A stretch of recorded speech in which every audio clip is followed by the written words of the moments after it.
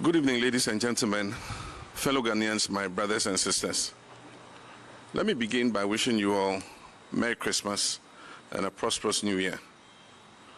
I'm speaking to you, my countrymen and women, today because I'd like to address a few of the issues that have come up since December 7th, following the election. On the issue of how best to proceed for me as a candidate, and I believe for us as a nation. Increasingly, many of us who are attempting to understand how the Electoral Commission arrived at the results of this last election are being advised to forgo the issue in the interest of peace. We're being reminded that Ghanaians are a peace-loving people, and Ghana, unlike many other nations on our dear continent of Africa, has not succumbed to war or been plagued with violence. As a former president of the Republic of Ghana, a country that I love dearly, I'm here to assure you that I know what it is to act in the interest of peace. I've always done so without reservation or hesitation. I know what it is to contest an election and to have the good people of this country choose my opponent to serve as their next president.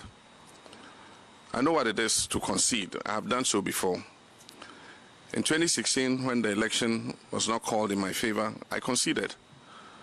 I conceded in a congratulatory call to my opponent, and then not long after that, I conceded in a public address to the good people of Ghana.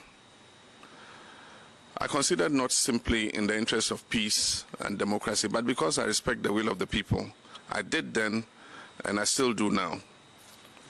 So when I say that I will not concede this election, please know that I'm not taking this decision lightly. Understand that it's not because of a desire for power, but because of a dedication to principle and a commitment to democracy.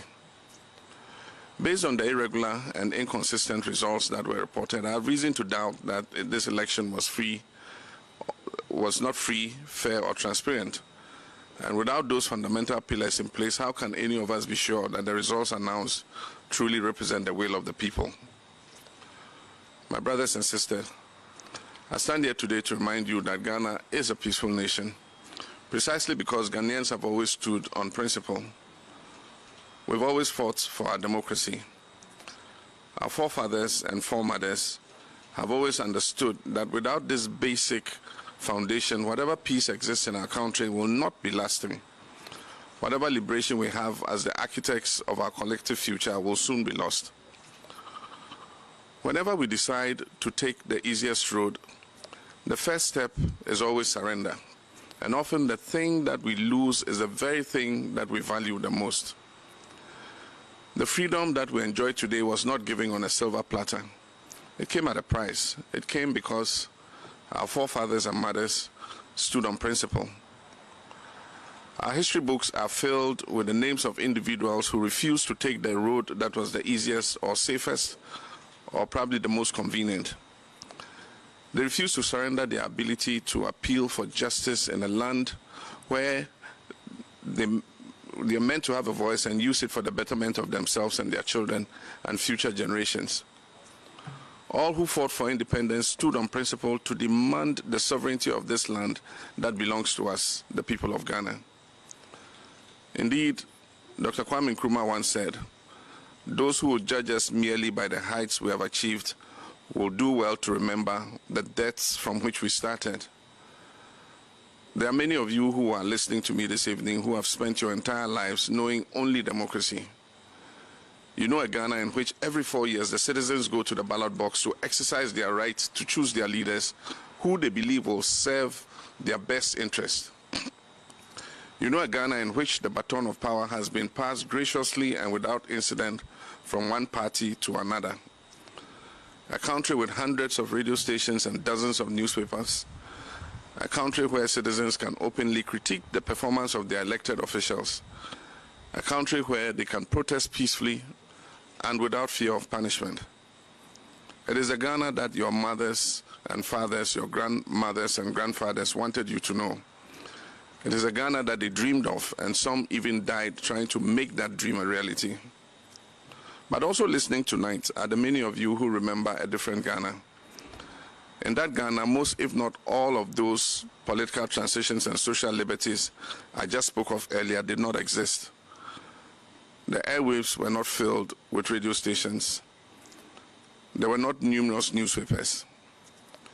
People held their peace because to complain about the people in power was to risk all manner of reprisals. In that Ghana, presidential terms were interrupted by coup d'etats and former heads of state were executed. There was Kalabule and Operation Feed Yourself, not to mention years of hunger, bushfires, drought, and one economic recovery program after another. Even the Ghana of the Komipreko demonstrations bear little resemblance to the Ghana of today. We've traveled quite far as a nation in such a short period of time. The road has not been easy, nor has it been absent of obstacles. And that is why our beloved nation Ghana is often referred to as the trailblazer on the African continent. With each achievement, we have grown stronger as a people and as a nation. Through these trials and tribulations, our democracy has also been strengthened. My brothers and sisters, in a democracy as strong as ours, peace and justice can, and in fact, they usually do coexist.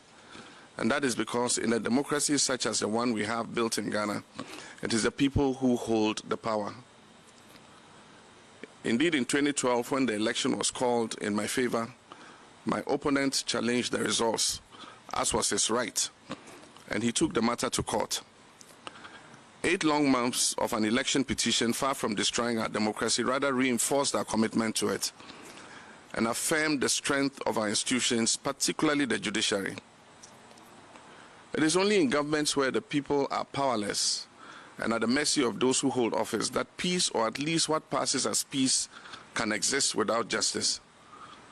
Some people have asked me what I hope to gain by challenging the results of this election.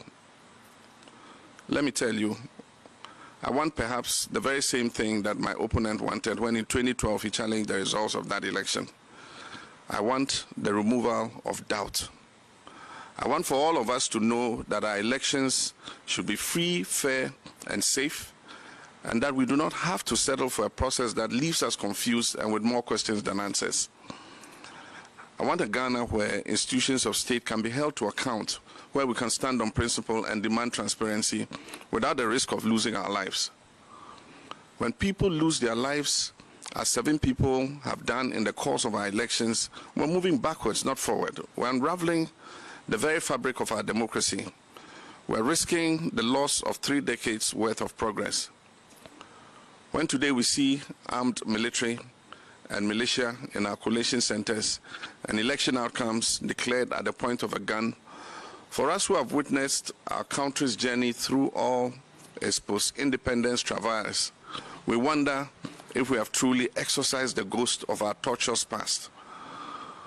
We must continue to be a nation in which our young citizens have faith in our institutions, trust the rule of law, and rely on the presence of peace because there is justice.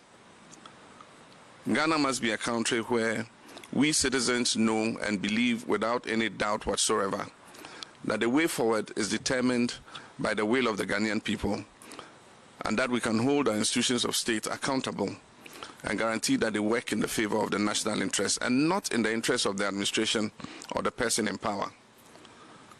That is what I want. And this is why earlier today my lawyers filed a petition in the Supreme Court of Ghana challenging the declaration of the results of the December 7, 2020 presidential elections made by Mrs. Jean Mensah, the chairperson of the Electoral Commission. I've been compelled to do this because of her clear failure to act in accordance with our Constitution. I thank you for your kind attention. May your new year be one of good health and prosperity. May God bless each of you, and may God continue to bless our homeland, Ghana.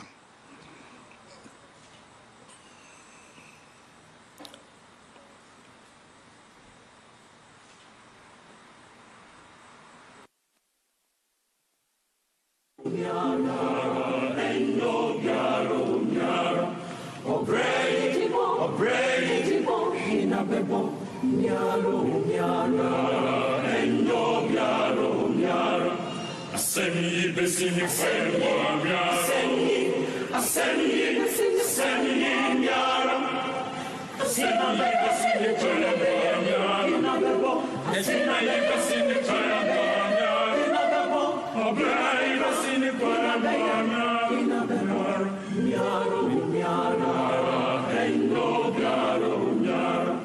asemi besini fenwa Asemi yara, asemi kasini kona beya, asina kasini kona beya, obrai kasini kona beya.